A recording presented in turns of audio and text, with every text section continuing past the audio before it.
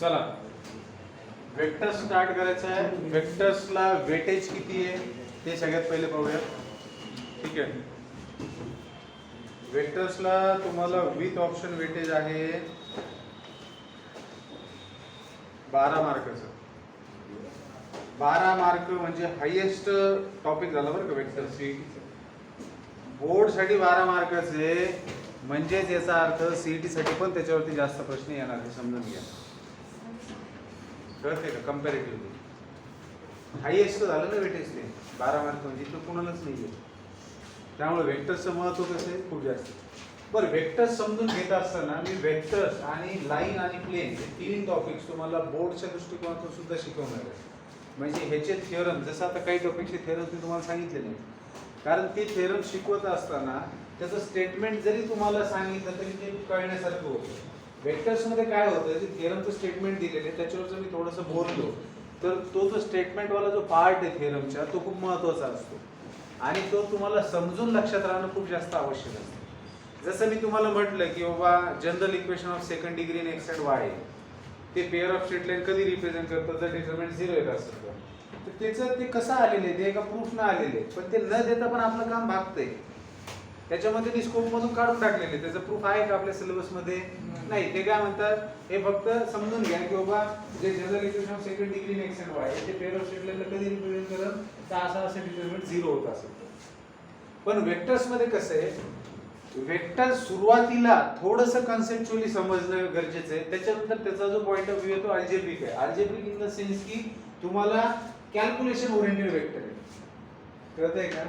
पण सुरुवातीला जोपर्यंत आपण कोलिनियरिटी आणि कोप्लेनॅरिटी ऑफ वेक्टर्स पाहतोय त्याच्यामध्ये तुम्हाला थोडंसं कन्सेप्च्युअली जाणे आणि ते जात असताना तुम्हाला काही थिअरम्स आहेत ज्याचे प्रूफ तुम्हाला एक्झाम मध्ये विचारले जाऊ शकतात. कोलिनियरिटी आणि कोप्लेनॅरिटीवरती डिपेंडंट 4 महत्त्वाचे थिअरम्स आहेत ज्या थिअरम्सचा मीनिंग, त्याचं स्टेटमेंट, त्याचं जे स्टेटमेंट असणार आहे तेच तुम्हाला एक्झाम्पल सॉल्व्ह करण्यासाठी कामात येणार. आणि ते जे स्टेटमेंट आहे त्याच्यात नेमकं काय बोललेले हे कळण्यासाठी तुम्हाला त्याचं प्रूफ पाहणं अत्यंत आवश्यक आहे. त्यामुळं मी जे हे 4 थिअरम्स तुम्हाला शिकवल वेक्टर्सचे रिलेटेड टू कोलिनियरिटी आणि कोप्लेनॅरिटी, जे पहिले एक्सरसाइजच्या अगोदर, पहिले एक्सरसाइज नंतर सगळा पार्ट जो आहे तो साधारणतः अल्जेब्रिक चालू होतो. अल्जेब्रिक इन द सेन्स की कॅल्क्युलेशन ओरिएंटेड. जसे की सेक्शन फॉर्म्युलाज येतील इंटरनल एक्सटर्नल डिव्हिजन साठी, सेंट्रॉइडचा फॉर्म्युला येईल, टेट्राहेड्रनचा फॉर्म्युला येईल. लक्षात येते का? हे महत्त्वाचे ते नंतर करा. तुम्ही समजून घ्या वेक्टर कसं आपण शिकणार आहे.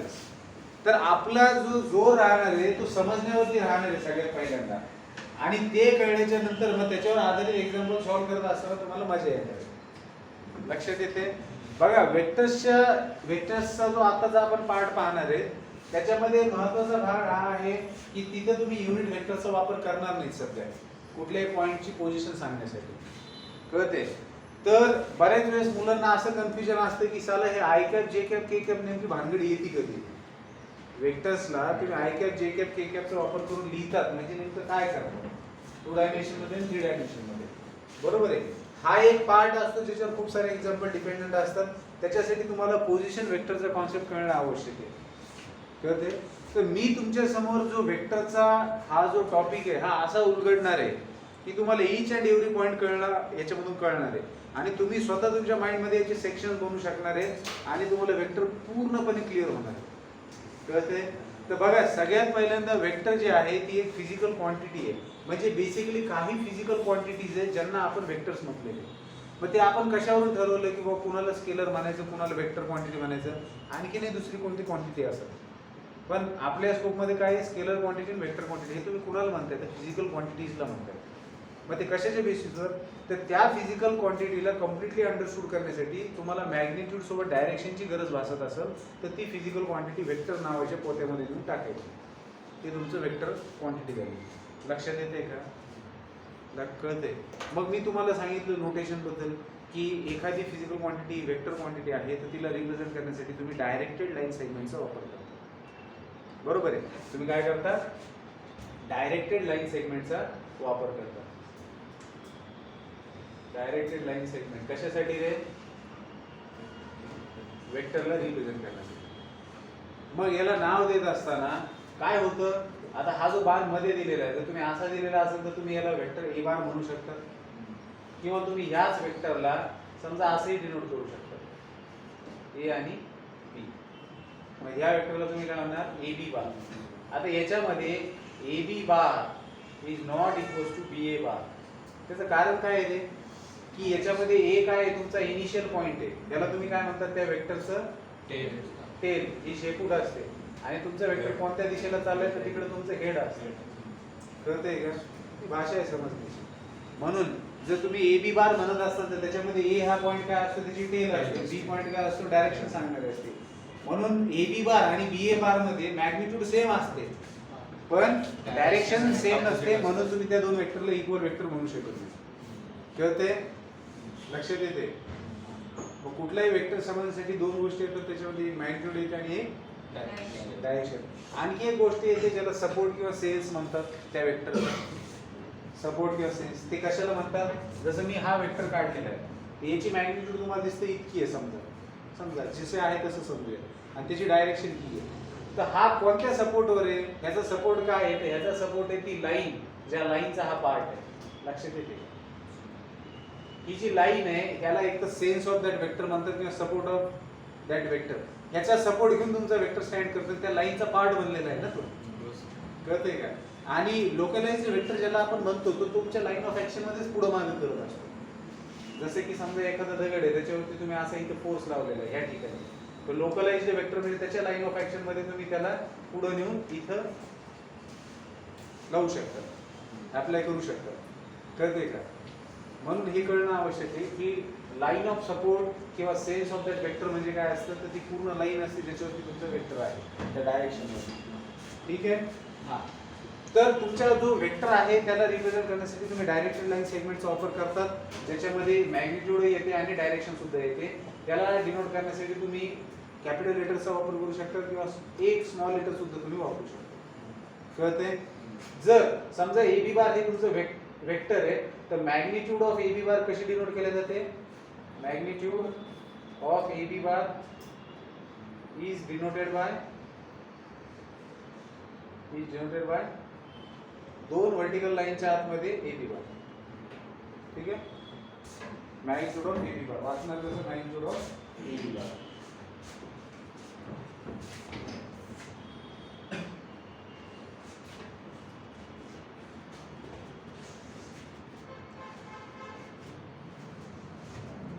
मग याच्यानंतर येतात टाइप्स ऑफ वेक्टर्स. जर समजा काही शिकवत असताना थोडंफार काही मागचं राहिलं तर मी ते पुढे सांगेल.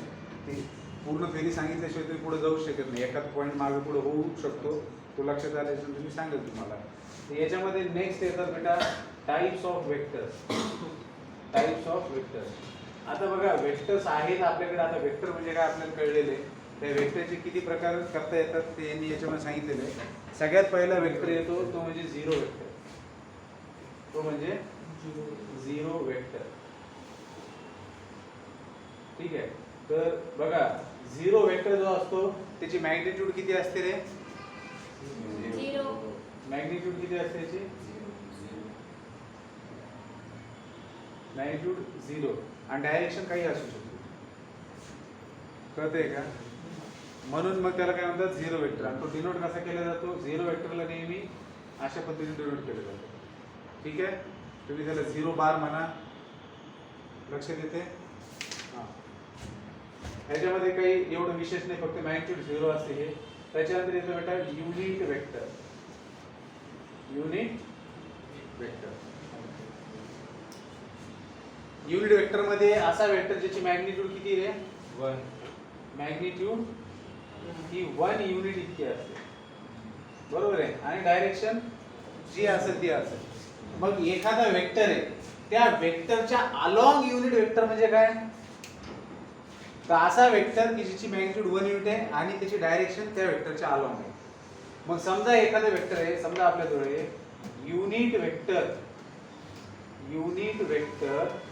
along a bar is denoted by a क्या,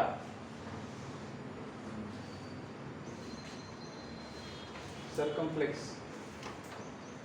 ठीक आहे. कुठल्याही वेक्टरच्या अलॉंग युनिट वेक्टर असतो आणि तुम्ही त्याला डिनोट करू शकता अशा जसं बी बार असेल त्याच्या अलॉंग युनिट वेक्टर तुम्ही कसा डिनोट करणार बी कॅप. पण याचा अर्थ काय होतो unit vector along A bar is denoted by this. जर हा युनिट वेक्टर आहे अलॉंग दिस याचा अर्थ जी ह्याची डायरेक्शन असेल तीच ह्या वेक्टरची डायरेक्शन असणार आहे. म्हणजेच तुम्ही दिलेल्या वेक्टरला कसं लिहू शकता रे A bar is nothing but what magnitude of A bar and into its direction. म्हणजे कुठल्याही वेक्टरची डायरेक्शन दाखवण्यासाठी तुम्ही युनिट वेक्टरचा वापर करू शकता. म्हणजे दिलेला vector is nothing but magnitude into its direction. मग जर तुम्हाला युनिट वेक्टर फाइंड आउट करायचं असेल अलॉंग एनी वेक्टर कुठल्याही वेक्टरच्या अलॉंग जर तुम्हाला युनिट वेक्टर काढायचा आहे तर तुम्ही कसं काढू शकता A cap is nothing but A bar divided by magnitude of A bar. म्हणजे कुठलाही vector divided by magnitude of that vector is nothing but. कळतंय का?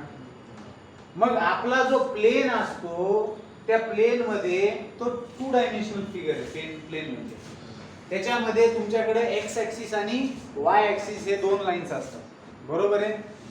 मग हे जे x ऍक्सिस y ऍक्सिस आहे किंवा 3D मध्ये तुमच्याकडे z ऍक्सिस पण येतो. बरोबर आहे. x ऍक्सिस y ऍक्सिस आणि z ऍक्सिस जर तुमच्याकडे 3 ऍक्सिस आहे किंवा 2 ऍक्सिस आहेत 3 ऍक्सिस कसे असतात अशा पद्धतीने. ठीक आहे. x y आणि z.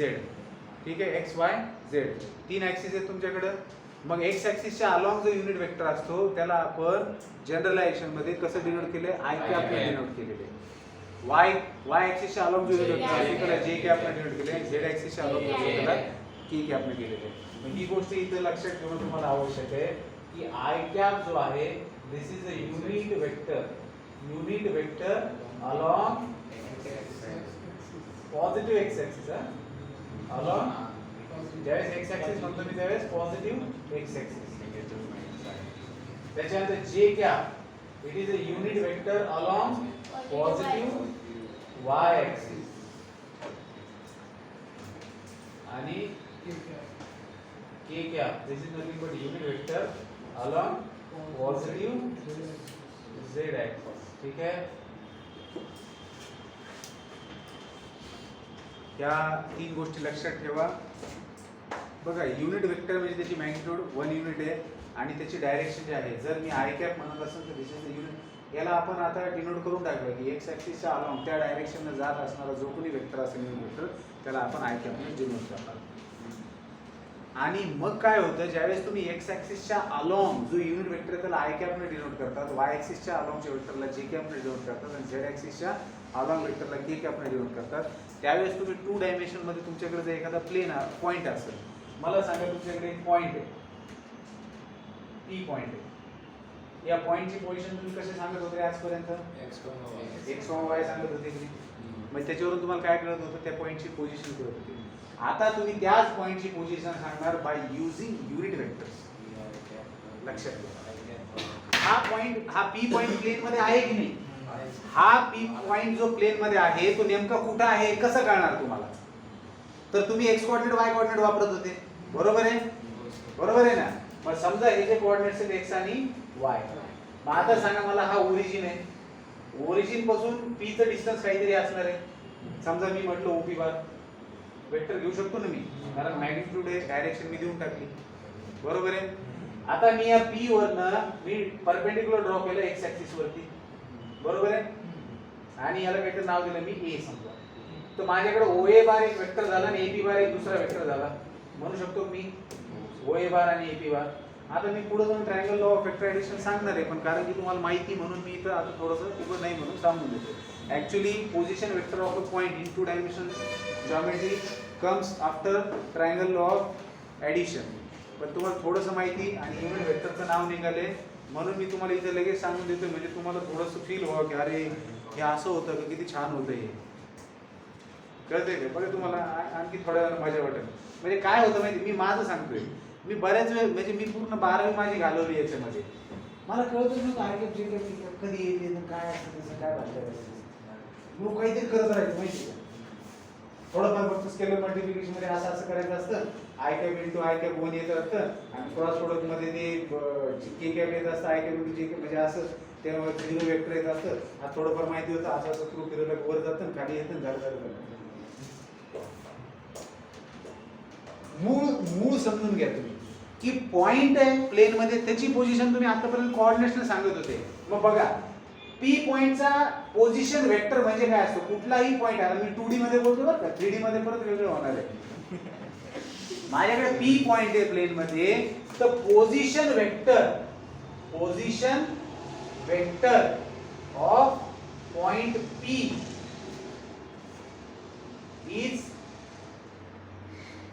is nothing, कशा nothing but म्हणायचं is OP बार. तुम्ही म्हणतो का OP बार? लक्षात घ्या हे डिफाइन आहे. डेफिनेशनला चॅलेंज नसती. मी म्हटलं हा पेन आहे, no one can challenge this because we have accepted that this is a pen, this is not उंट, दिस नॉट उंदीर or this is not anything. This is a pen, we call this as a pen. Why we call this one? What is this one? One? It's defined. Why this is a line? This is defined. It's a point. This is a plane. We are humans. It's a classroom. These are the benches. This is the mobile holder and other. मूळ मुद्दा लक्षात घ्या. कुठे डोकं नाही लावायचं. काय असं माहिती का? व्यवस्थित ठिकाणी डोकं लावायचं. मी कशासाठी म्हणतोय, जर आपण कुठे डोकं लावत राहिलो ना तर ऍक्च्युअल कॉन्सेप्ट मध्ये जे प्रश्न विचारायला पाहिजे किंवा जिकडे आपली थिंकिंग जायला पाहिजे तिकडे जात नाही. आता लक्षात घ्या, एखादा पॉइंट आहे तुमच्याकडे प्लेन मध्ये, त्या पॉइंटचा पोझिशन वेक्टर म्हणजे काय, तर त्या पॉइंटचं distance from origin and away from the origin. हे अवे फ्रॉम द ओरिजिन महत्वाचं आहे, कारण वेक्टर मध्ये डायरेक्शन महत्वाची असते. कळतंय का? मग तुम्ही पॉइंट कुठेही घ्या, त्या पॉइंटचा पोझिशन वेक्टर म्हणजे काय 2D मध्ये, त्या पॉइंटचं ओरिजिन पासूनचं डिस्टन्स आणि अवे फ्रॉम द ओरिजिन. म्हणून मी ज्यावेळेस पी पॉइंटचा पोझिशन वेक्टर म्हणतोय ओंकार, त्यावेळेस मी काय म्हणतो ओपी बार. ज्यावेळेस मी ओपी बार लिहितोय त्यावेळेस माझी टेल काय आहे, माझी म्हणजे त्याची टेल काय आहे ओ, आणि हेड काय आहे पी. कळतंय का? ओपी बारचा अर्थ कळतो का? ओ पासून सुरुवात झालेली आहे आणि पी ला जाऊन थांबलेलं आहे. Direction from O to P आहे. पोझिशन वेक्टर कधी 3D मध्ये असू द्या 2D मध्ये असू द्या, कुठल्याही पॉइंटचा पोझिशन वेक्टर ज्यावेळेस आपण म्हणतो त्यावेळेस ओरिजिन पासून अवे असतो आणि त्याचं डिस्टन्स तिथपर्यंत. ओपी बार पोझिशन वेक्टर आहे. मग इथपर्यंत ठीक होतं, पण गंमत कधी आहे, या ओपी बारला हा जो पॉइंटची पोझिशन आहे याला मी in terms of unit vector लिहिण्याचा प्रयत्न करणार आहे. लक्षात घ्या, मी काय करणार आहे, in terms of unit vector लिहितोय मी. कोणाला? ओपी बारला. मला कळलं कुठल्याही पॉइंटचा पोझिशन वेक्टर कसा डिफाइन केला मला कळलं.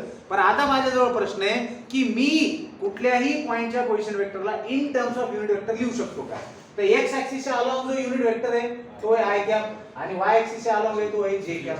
क्योंकि ये दोनों पैरेलल हैं तो इन दोनों का डायरेक्शन सेम है, तो अगर इसके अलोंग यूनिट वेक्टर जे कैप है तो मैं इसके अलोंग भी जे कैप धर दे सकता हूं.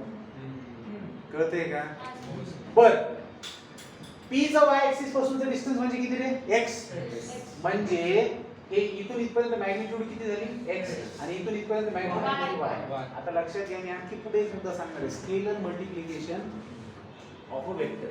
म्हणजे स्केलर मल्टिप्लिकेशन ऑफ वेक्टर नाही, multiplication of a vector by scalar. किंवा असं समजूया की एखादा नगाड नंबर आहे एखादा किंवा नंबर आहे एखादा, त्याने वेक्टरला मल्टिप्लाय करणं म्हणजे त्याच्यामध्ये समावून जाणं. वेक्टरची जी काही 3a बार जर मी म्हटलं तर बेसिकली 3a बार म्हणजे काय? This is a scalar, this is a मोक्कार. See do not have any direction. This is a नाव इन द समुद्र which don't have Jack Sparrow. कळतंय का? Which do not have captain, so it will wander here and there. The लाट will take that anywhere, it will go that way. कळतंय का? मला येते English, पण नूतन इंग्लिशचं माझ्या पुढे होतं आणि त्याने आपलं राज्य केलेलं. तर लक्षात घ्या, 3a बार जे आहे स्केलरनं वेक्टरला मल्टिप्लाय करते. कसं मल्टिप्लिकेशन होईल? 3 आणि मॉड ऑफ a बारचं मल्टिप्लिकेशन होईल. डायरेक्शन जशी तशी रे. कळतंय का? मग मला सांगा, आय कॅप काय आहे रे? डायरेक्शन आहे आणि त्याची आय कॅप वेक्टर जो आहे त्याची मॅग्निट्यूड किती आहे? 1 युनिट आहे. मग x * 1 काय होईल? x. म्हणजे OA बार काय झालं रे? बेसिकली x आय कॅप झाला. आणि AP बार म्हणजे काय? y जे कॅप. मान्य आहे का इतकं? मग आता मला सांगा, by triangle law of vector addition OA bar plus AP bar is nothing but what? OP bar. मग तुम्ही काय लिहू शकता? By triangle law of vector A bar नाव काय बोलला it will be good for your health OP bar is nothing but OA bar plus AP bar. मग OA bar काय आहे आपल्याकडे in terms of unit vector xi cap plus हे काय म्हणून OP bar. मग आता तुम्ही इथून पुढे लक्षात ठेवा तुम्हाला जर प्लेन मध्ये कोणी म्हटलं की माझ्याकडे एक पॉइंट आहे ज्याचे कोऑर्डिनेट 3,4 आहे तुम्ही डायरेक्ट म्हणू शकता त्या पॉइंटचं पोझिशन वेक्टर झालं 3i कॅप प्लस 4 कॅप. आलं लक्षात तुमच्या कळलं का? आणि बेसिकली तुम्ही ह्या पॉइंटचं पोझिशन वेक्टर लिहिताय म्हणजे त्या पॉइंटचं ओरिजिन पासूनचं डिस्टन्स ओपी बार लिहिताय. कळलं का? हे 2 डायमेन्शन मध्ये झालं आणि असं 3 डायमेन्शन मध्ये असतं पण ते कळण्यासाठी थोडासा टाइम लागेल कारण त्याच्यासाठी 3 डायमेन्शन आतापर्यंत आपल्याला क्वाड्रंट माहिती आता आपल्याला ऑक्टंट शिकायचे ना 3 डायमेन्शन मध्ये शिकताना मला तुम्हाला कंपार्टमेंट्स पाडून सांगावं लागतं जसं आपण एका कंपार्टमेंट मध्ये सध्या एका ऑक्टंट मध्ये बाजूचा पलीकडचे खालची कळते का तर 3D मध्ये तुम्हाला 3 उठलं हरलो वयान झोपा द्यायला हरलो वयान आले ए नाले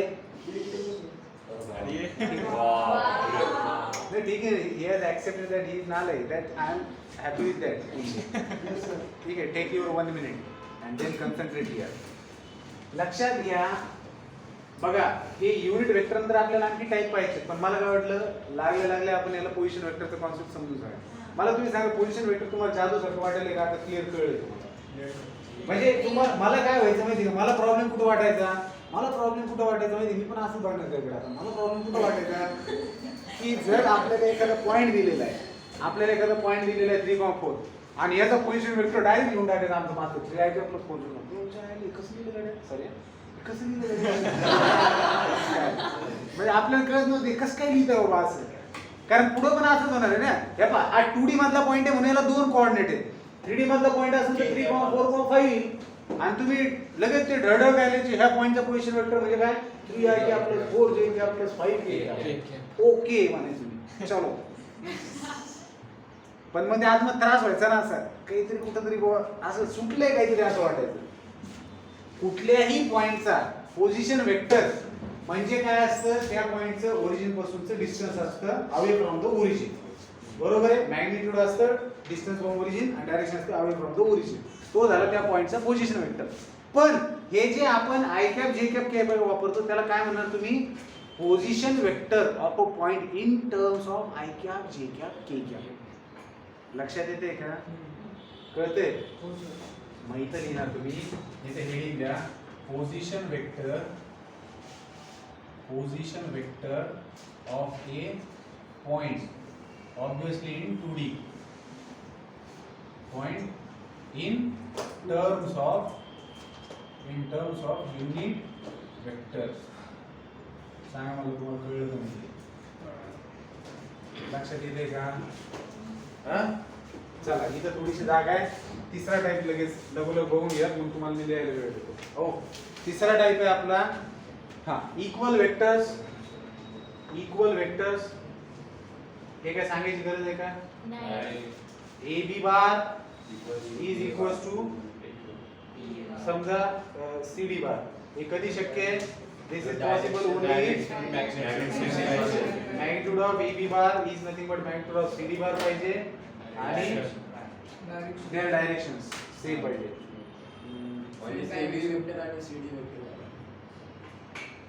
यांचे डायरेक्शन आपण कसं देतो युनिट वेक्टर अलोंग दिस घेतो ना तो ठीक आहे डायरेक्शन्स आर सेम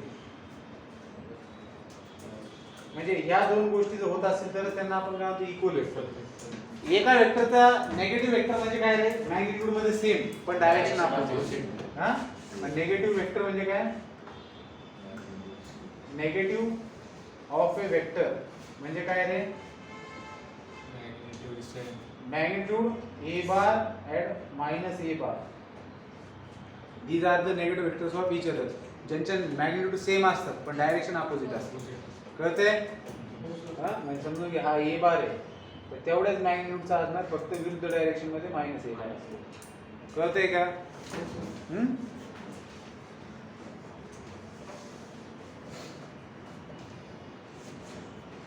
लिहायचंय हो सर. कोलिनियर वेक्टर्स येणार याच्यानंतर ठीक आहे लिहा.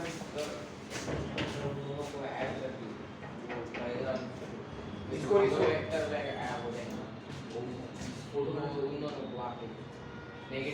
नेगेटिव और पॉजिटिव अगर ऐड कर जीरो वेक्टर बनेगा, जीरो नहीं बनेगा. हाँ वही जीरो वेक्टर आएगा क्योंकि आप दो वेक्टर्स का एडिशन कर रहे हो, तो डायरेक्शन जो भी रहे लेकिन जीरो वेक्टर लिखना पड़ेगा.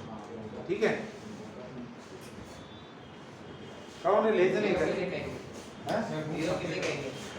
जीरो किसे कहेंगे? क्या? जीरो किसे कहेंगे? हाँ दे दो.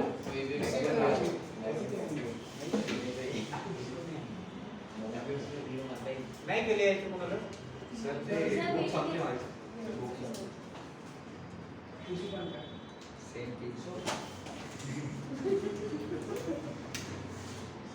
करलो.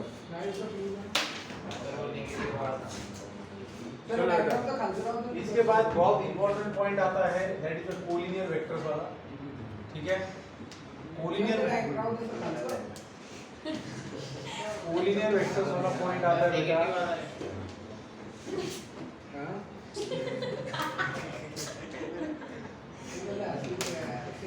एवढ्या वेळामध्ये कसं काय लिहून होते तुमचं? हे बघा कोलिनियर वेक्टर्सच्या बाबतीत समजून घ्या.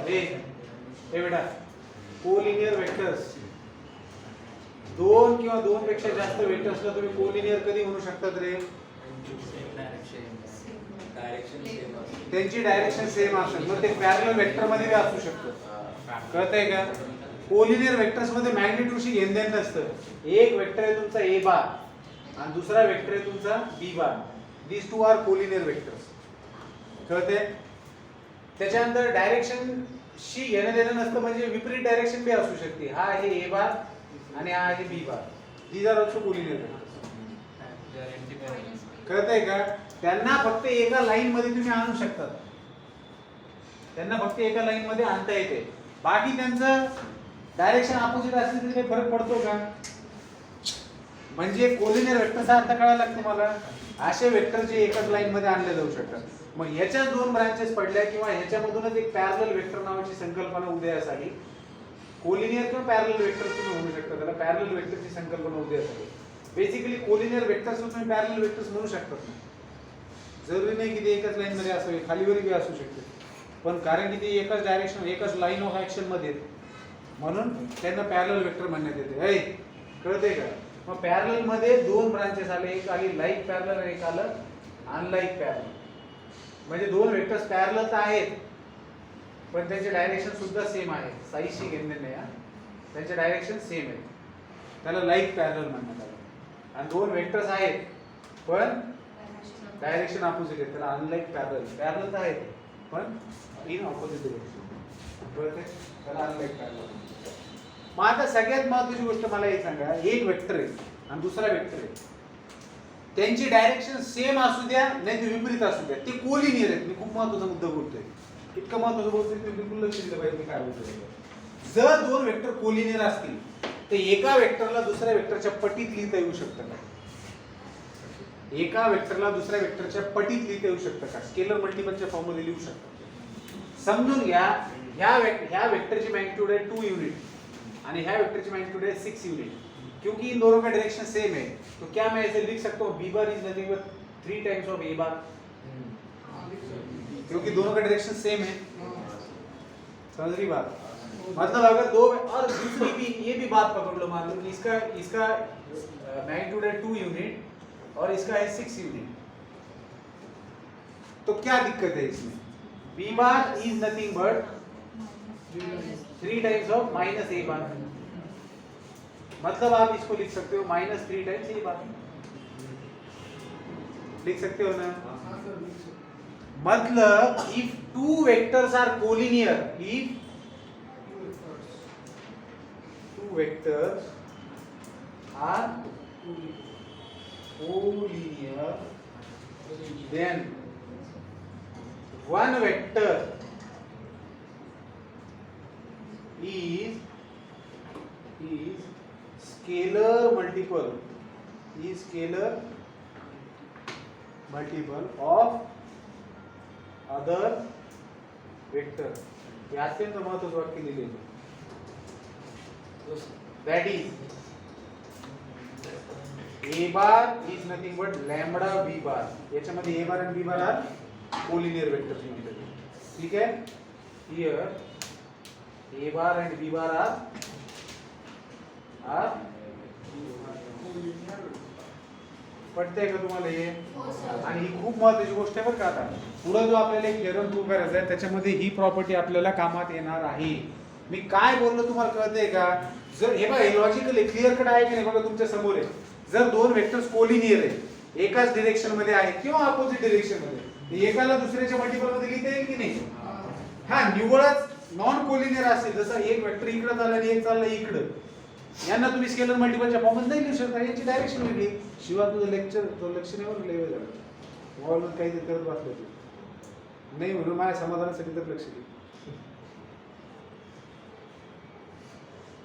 जर एका डायरेक्शन मध्ये नाहीये तर तुम्हाला काही संबंध आहे का त्यांना नाही. मग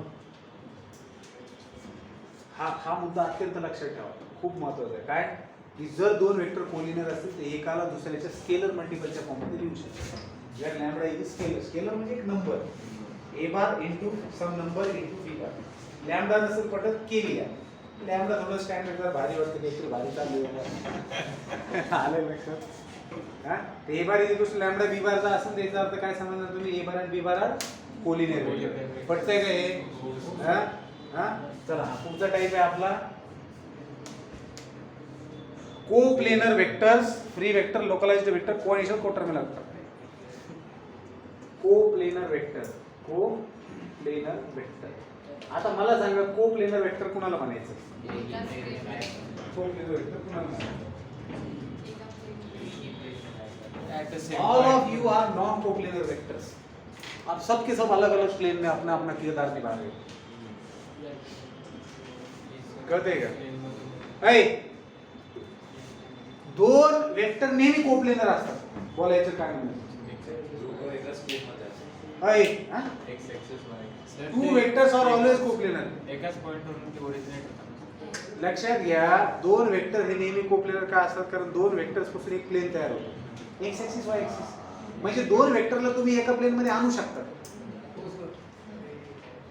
कळतंय का समजून घ्या एक मी असा वेक्टर घेतला हा आणि एक असा बाहेर घेतला बरोबर आहे एक असा आणि एक असा आहे दोघांना याच्यामध्ये आणलं आपण झाले नाही एका प्लेन मध्ये पण आता तिसरा असा वेक्टर आहे ह्याला तुम्ही कसं ह्याला जर प्लेन मध्ये आणायला गेले तर हा प्लेनच्या बाहेर जातो कळतंय का म्हणून दोन वेक्टर हे नेहमी कोप्लेनर असतातच म्हणून 3 or more than 3 vectors are coplanar are said to be coplanar if they lie in the same plane जर ते एकाच प्लेन मध्ये असतील तर त्याला काय म्हणतात आपण कोप्लेनर वेक्टर जसं नवीन sir Manoj sir Alok sir are 3 non coplanar vectors असं तुम्ही म्हणू शकता का बरं कारण की एक फिजिक्सचा प्लेन आहे एक केमिस्ट्रीचा प्लेन आहे एक मॅथ्सचा प्लेन आहे अँड या तिन्ही प्लेन मध्ये ते तिन्ही वेक्टर त्या प्लेन मध्ये मॅथ्सच्या प्लेन मध्ये आलोक सर नावाचं वेक्टर आहे केमिस्ट्रीच्या प्लेन मध्ये मनोज सर नावाचं वेक्टर आहे आणि फिजिक्सच्या प्लेन मध्ये नवीन सर नावाचं वेक्टर आहे आता हे तिघं पी कसे आहेत वेगवेगळ्या प्लेन मध्ये फिजिक्सच्या प्लेन मधून ह्या प्लेन मध्ये येता येईल का त्यांना केमिस्ट्री वाले मॅथ मध्ये येता येईल का they must have to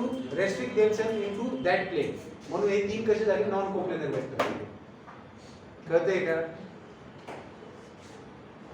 मग कोप्लेनर वेक्टर कुणाला म्हणतात असे वेक्टर जे एकाच प्लेन मध्ये असू शकतात किंवा ज्यांना आणले जाऊ शकतात लक्षात येते का त्यांना काय म्हणतात आपण कोप्लेनर वेक्टर मग नॉन कोप्लेनर ऑब्वियसली काय झालं जे एका प्लेन मध्ये नाही ठीक आहे हां तर मी काय म्हटलं these three guys are non-coplanar vectors. They are not in the same plane. Okay. हाँ. पुढं काय येते रे? Free vector. Free म्हणजे मोक्का तुमच्या Free vector म्हणजे काय? He is a MCOCA. He is the free vector. And all of you are free vectors. ठीक आहे. फ्री वेक्टर म्हणजे जहाज आहे समुद्रातलं त्याला जॅक स्पॅरो नाही कळतंय का मग फ्री वेक्टर नेमका कशा पद्धतीनं फ्री असतो ते पण पळानं लक्षात आहे हे बघा हा फ्री याचा अर्थ असा आहे का हा इथे डान्स करायला आता लगेच याच्या फ्रीनेसचे लिमिटेशन्स आहेत किंवा एखादा डायलॉग मारला तेच घिसेपिटे काहीतरी डायलॉग मारले किंवा काहीतरी केलं हा? किंवा काही नालायक आहे तिथं बसलेले ज्यांना किती वेळ सांगितलं they are limitations of freeness. फ्रीनेसच्या पण लिमिट आहे. They are free but at certain stage certain level. ठीक आहे बरोबर आहे. मग फ्री समजा हा एक वेक्टर आहे फ्री वेक्टर फ्री म्हणजे आता समजा माझ्याजवळ की ए बार वेक्टर समजा मी म्हणले याला फ्री आहे हा फ्री आहे मग याचे काय हो नेमकं किती फ्री आहे याला. आता तुम्ही फ्री म्हणजे येऊन माझ्या तोंडात मारता काय एवढे फ्री आहे का तुम्ही एवढं फ्री सोडले की तुम्हाला नाही. मग किती फ्री आहे हा जर वेक्टर फ्री आहे तर हा मोकारपणा करू शकतो पुढे मागे त्याच्या सपोर्ट मध्ये. इथून इकडे जाईल कुठं जाऊ शकतो आणखी फ्री आहे म्हणल्यानंतर पॅरलली मूव्ह होऊ शकतो. कळतंय का. फ्री वेक्टर इथं आहे इथून हा पुढे जाऊ शकतो आणि पॅरलली मूव्ह करू शकतो. तुम्ही म्हणता हा असा आहे आणि हा असा पण होऊ शकतो तर हा याचा अर्थ तुम्ही माझ्या तोंडात मारला आहे का एवढं फ्री नाही. म्हणजे फ्री वेक्टर कुणाला म्हणायचं रे असा वेक्टर जो त्याच्या पॅरलली मूव्ह होऊ शकतो किंवा त्याच्या लाईन ऑफ ऍक्शन मध्ये पुढे मागे करू शकतो. कळतंय का लक्ष देते का. लोकलाइज्ड वेक्टर किसको कहा गया है. लोकलाइज्ड वेक्टर म्हणजे फक्त त्याच्या लाईन ऑफ ऍक्शन मध्ये मागे पुढे करू शकतो तो. पॅरलली मूव्ह नाही होऊ शकत लोकलाइज्ड मध्ये फक्त काय करू शकतो मागे पुढे करू शकतो. लक्षात येते का त्याला काय म्हणतात तुम्ही लोकलाइज्ड. म्हणजे ए बार आहे तर त्याच्याच लाईन ऑफ ऍक्शन मध्ये पुढे गेला तिथं झाला ए बार चालते त्याच लाईन ऑफ ऍक्शन मध्ये मागे आला इकडे आला चालते. कळतंय का. याला काय म्हणतात लोकलाइज्ड. आणि फ्री वेक्टर म्हणजे काय लोकलाइज्ड पण असतो आणि पॅरलली पण मूव्ह होऊ शकतो. म्हणून तर समजून घ्या तुम्हाला जर ए बार वेक्टर दिलेला आहे आता पुढे आपण बघणार आहे ट्रायंगल लॉ पॅरलल लॉ मध्ये मी तुम्हाला सांगणार आहे की हे असं असेल तर तुम्हाला माहिती की बाबा ह्याचा रिझल्टंट काय असतो ए बार प्लस बी बार असा असतो. पण कारण की ह्याचा हेड आणि ह्याचा टेल एका ठिकाणी भेटल्या म्हणून तुम्ही ट्रायंगल लॉ अप्लाय करताय. पण तुमच्या जवळ जर असे दिलेले ते दोन वेक्टर तर दोघांचे पण टेल आहेत जवळ. मग कारण की हा फ्री वेक्टर असेल तर तुम्ही याला मूव्ह करू शकता पॅरलली आणि इथे घेऊन येऊ शकता आणि परत तुम्ही ट्रायंगल लॉ अप्लाय करू शकता. कळते. पॅरलल काम म्हटले ते दोघांचा फरक सांगून दिली तुम्हाला. मग मूळ मुद्दा काय लक्षात घेण्यासारखा की फ्री वेक्टर लोकलाइज्ड वेक्टर तुम्हाला कळलं त्याच्यामध्ये पुढे डिस्कस होणार आहे. आणि को इनिशियल आणि coterminal vector coinitial and coterminal vector हे खूप सोपं आहे. Name itself suggest us what does it mean. Coinitial म्हणजे काय असे वेक्टर्स ज्यांचा इनिशियल पॉइंट सेम आहे को इनिशियल वेक्टर म्हणजे मी हे दोन वेक्टर आहेत ए बार आणि बी बार दीज आर को इनिशियल क्योंकि ये भी यहाँ से यहाँ गया है यहाँ से स्टार्ट होकर इधर गया है. बट को टर्मिनल मतलब क्या जिनका एंड जैसे ये वेक्टर बी बार वेक्टर और A bar plus B bar vector these two vectors are coterminal क्योंकि इनका टर्मिनल पॉइंट एक है. आई बात समझ में. सो बेटा these are the types of vectors that we have finished today. Tomorrow we are going to discuss नंतरचा part. ठीक आहे. तर महत्त्वाचा आहे नंतरचा पार्ट सुद्धा ज्याच्यामध्ये थेरम्स वगैरे येणार आहे. एक मिनिट लक्ष द्या. पोलिनॅरिटी ह्या सगळ्या गोष्टी येणार आहे त्याच्यामुळं उद्याचे